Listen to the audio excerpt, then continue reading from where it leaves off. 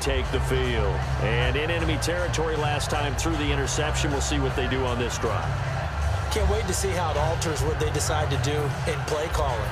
Do they continue to throw the ball? Do they want to lean more on the running game? It'll be an interesting sequence of plays that they've got coming up. Does it often affect the play calling with the interception? How much does that change what you do? I think it does, depending on why the interception was thrown. Sometimes it's just a matter of the defense made a great play, so you continue to come back. But if it's on you, if the offense just doesn't have the confidence, if they're a little bit shaky, maybe try and take the pressure off and run the ball a little bit. One thing I know from experience is that when the deep ball is thrown and you're the defender, you've got to fight that little bit of panic that emerges. You've got to play the ball really well. It's a 50-50 jump ball play. And guess what? They took a shot. How are you going to win it? And in this case, they managed to get it done. And that one goes incomplete. He's maybe lucky it wasn't a fumble as he got hit as he threw it. We just saw another example of really good defensive football, which has led to the cushion that they have in this game. Got to him once again, knocked him on the ground, forced an incompletion. Yeah, they've set the tone. It's one thing to set the tone. And oh, Jameis intercepted a third time. A great read, and it's picked off. And he will return this one to the 30-yard line. So that's back-to-back drives where they've thrown an interception. Ordinarily, we look at the offense and say, what's going on with your scheme? Maybe we should look at the defense and just give them a whole lot of credit. They've got them frustrated right now.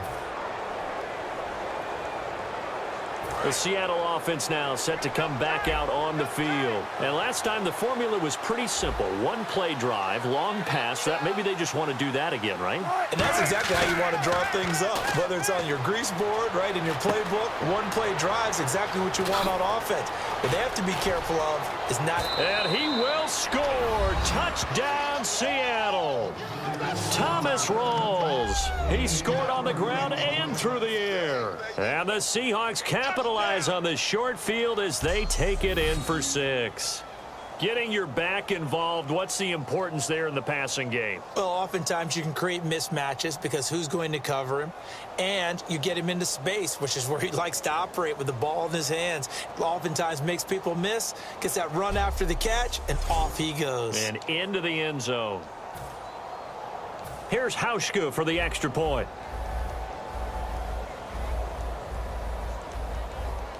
Well, we looked at each other right when he flinched. We knew that that flag was coming. Yeah, offsides, easy call, mark off the 5, and keep it moving. Offside, defense.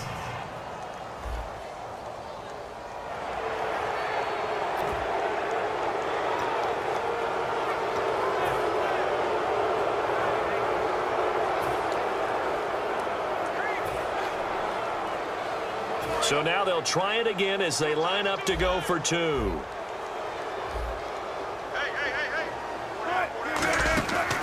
On the ground, rolls. And he got it on the touchdown run, but he won't get in here. He'll be stopped short, and they'll come up empty on the try for 2. So the defense gets the stop. I know it's situation to situation, but who has more pressure there, offense or defense, when they go for 2? I truly believe it's the defense has more pressure because the offense has an entire playbook wide open from the 2-yard line. You can run it, you can throw it. So defensively, I think most teams are going to be aggressive and force the issue and try and bring pressure. And Tampa Bay trots out there now. And following the interception, just any interception, are you a little bit more cautious when you start that next drive, or no, you just throw that out the window? I think you are. I don't think that there's any way you can run back out there and go, totally didn't affect me. Let's just go ahead and be... He's got a man, complete. Touchdown, Tampa Bay. Mike Evans, 75 yards. And the Bucs are able to close the gap just a bit. And that was just 4 verticals. They were going for a big play, and it resulted in a big play. And you know why that's so difficult to cover? Oh, they flip it to the kicker. He looks like he's going to throw it. And this one incomplete. So they went for the 2. They don't get it.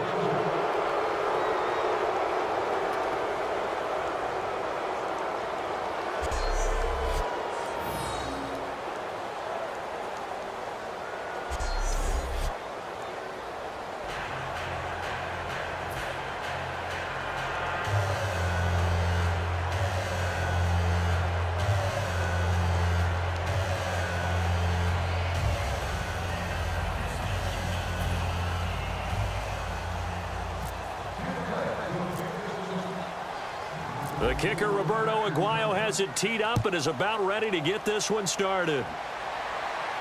Tyler Lockett now with a return.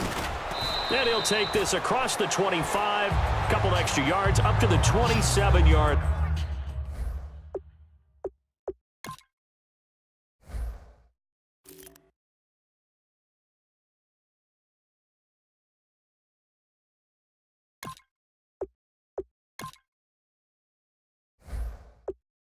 Line. The Seattle now ready to march onto the field. And that recipe on their last drive that resulted in a touchdown looked pretty good, so they'll be hoping to do that once more.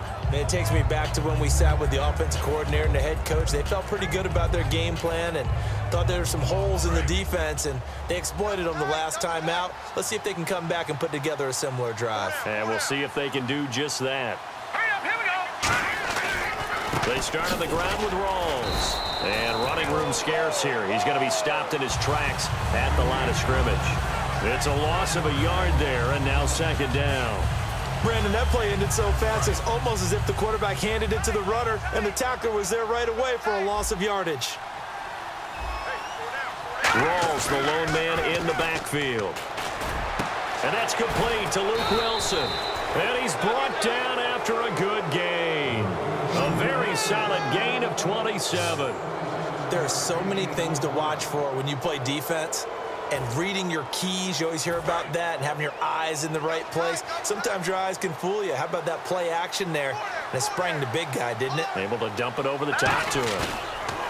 Now a play fake here on first down. And he knocks the ball away, and it falls incomplete. He was trying to get it to Jermaine Kearse, and that'll bring up second down. Well, sometimes you just have to take things into your own hands, don't you? I mean, the offense is really struggling in this game. They're the ones keeping things going. They have to continue to play at that level. Ryan now off the bootleg. And this thing is blown up defensively. They will not get a throw off on the trick play, and that'll go down as a sack. He didn't get rid of the football there, took the sack. Although that's easier said than done. He can't just chuck the thing sideways into the seats. No, he really can't, because you're not afforded total protection as a quarterback. You have to get outside of the tackle boxes as defined by the NFL, meaning wherever your tackles operate normally, get outside of that. It's caught inside the 25. A big third down conversion with a gain of 28. A great job pulling that one in from a guy, as we know, who can really blaze. He's got a lot of speed. And that speed can work for him so many different ways. Sometimes he just takes off and goes and just runs past people.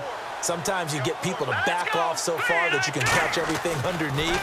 But still, at some point in the game, you're probably going to have to make some contested catches, right? Sometimes you have to go up and beat a defender for the football. He has that in his arsenal as well. Showed it right there. When defenses get to the quarterback that quickly, a lot of times it's called a jailbreak. It wasn't quite that fast, but fast enough that he had no time to look downfield and set himself to throw the ball. And as he tried to do that, he was hit, and it forced an incompletion. The intended target, Doug Baldwin. And now it's third down. Looked like they had an opportunity for a big play across the middle, but he didn't have the concentration or the focus necessary and dropped it before he could haul it in. Here comes the seventh play now of this drive, as this is 3rd and 10.